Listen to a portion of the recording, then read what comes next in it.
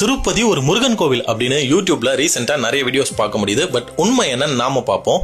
குன்றி இருக்கும் இடம் எல்லாம் குமரன் இருக்கும் இடம், அதாவது முருகர் தான் மலை மேல இருப்பாரு, பெருமாள் கோவில் இருக்காது அப்படின்றாங்க. பட் உண்மை என்ன அப்படின்னா 108 திவ்ய தேசங்கள்ல பல பெருமாள் கோவில்கள் மலை மேல தான் இருக்கு. நம்ம சென்னைக்கு பக்கத்திலேயே திருநீர்மலை, திருக்குறுங்குடி, அஹோபிலம், ஷோலிங்கர் போன்ற பல பெருமாள் கோவில்கள் மலை மேல தான் இருக்கு. அதனால மலை மேல முருகர் கோவில் மட்டும் தான் இருக்கும் அப்படின்றது உண்மை கிடையாது. பெருமாள் கோவில்களும் இருக்கும். அடுத்து மொட்டடிக்கிறது காரணம் முருகர் அப்படின்றாங்க. பட் உண்மை என்னன்னா திருப்பதியில மொட்டடிக்க காரணம் நீலாதேவி. திருப்பதி புராணம் படிச்சா நமக்கு தெரியும்.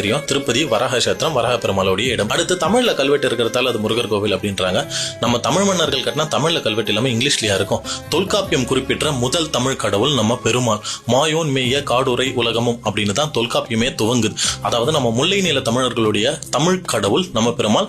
அதனால நம்ம தமிழ் மன்னர்கள் கட்டினா பெருமாளுக்கான கோவில்ல தமிழ்ல கல்வெட்டு வச்சிருக்காங்க. அது மட்டும் இல்லாம குறிப்பா நம்மளுடைய தமிழ் ஆழ்வார்கள் பல ஆயிரம் வருஷத்துக்கு முன்னாடியே 10 ஆழ்வார்கள் திருப்பதியில இருக்கிறது பெருமாள் அப்படின்னு பெருமாள் மேல பாட்டு பாடி இருக்காங்க. நம்ம சங்க இலக்கியங்களும் பெருமாள்னு சொல்லுது, சிலப்பதிகாரமும் பெருமாள்னு சொல்லுது.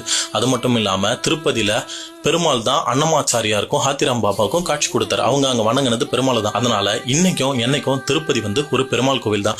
யூடியூப்ல வியூஸ்க்காக இந்த ரூமர்ஸை ஸ்ப்ரெட் பண்ணி ட்ரெண்டுக்காக இதெல்லாம் பண்ணிட்டு இருக்காங்க. திருப்பதி முருகர் கோவில் அப்படின்னு மக்களை கன்ஃபியூஸ் பண்றாங்க. சோ அதெல்லாம் யாரும் நம்ப வேண்டாம். திருப்பதி என்னைக்குமே பெருமாள் கோவில் தான்.